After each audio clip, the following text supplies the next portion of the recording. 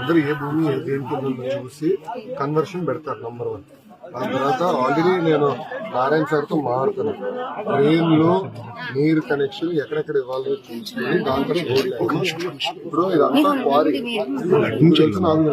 నీరంతా వచ్చి లోపల పడుతుంది. దానికి ఏం చేస్తే బాగుంటుంది అధికారులతో మాత్రం ముందర మన ముందరున్న సమస్య ముందర నీరు తీయాలి. ఆ పనిలో ఉంది. ఓకేనా?